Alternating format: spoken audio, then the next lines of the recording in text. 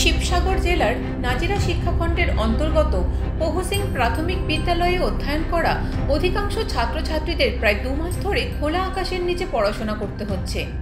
এই বিদ্যালয়টি একটি সরকারি বিদ্যালয়। যেই সময়ে ছাত্রছাত্রীর অভাবে অনেক সরকারি বিদ্যালয় বন্ধ হওয়ার অবস্থা হয়েছে, সেই সময় ছাত্রছাত্রীদের ভরে থাকা একটি প্রাথমিক বিদ্যালয়ের অবস্থা দেখলে আপনার চোখ কপালে উঠবে। বৃষ্টির দিনে ভিজে ভিজে পরীক্ষা দিতে হয় ছাত্রছাত্রীদের। 2023 সালের 13ই ডিসেম্বরে অঞ্চলটিতে হওয়া প্রবল শিলাবৃষ্টির ফলে ক্ষতিসাধন হওয়া পহুসিং প্রাথমিক বিদ্যালয়টির টিন থেকে শুরু করে সমস্ত কিছু ভেঙে নিঃশেষ হয়ে গেছে। কিন্তু প্রায় এতটা সময় অতিক্রম করার পর বিভাগীয় কর্তৃপক্ষ বিদ্যালয়টির মেরামতের জন্য আজ পর্যন্ত কোনো ব্যবস্থা গ্রহণ করেননি, যার ফলে এখন সামান্য বৃষ্টি হলেই ভুক্তভোগী হয় শিক্ষক শিক্ষয়িত্রী থেকে শুরু করে ছাত্রছাত্রী সকলে। বিদ্যালয়টির প্রধান শিক্ষক বিভাগীয় কর্তৃপক্ষকে অবগত করার পরও বিভাগীয় কর্তৃপক্ষের সুদৃষ্টি পড়েনি বিদ্যালয়টির দিকে।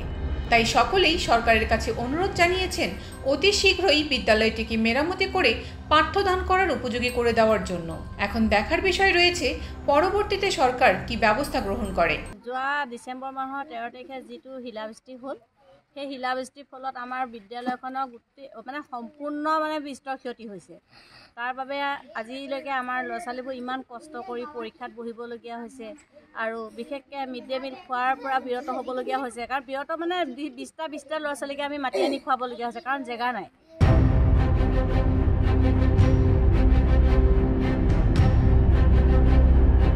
গুৱাহাটী থেকে স্বপ্ন দত্তের রিপোর্ট, ইউ বাংলা টিভি।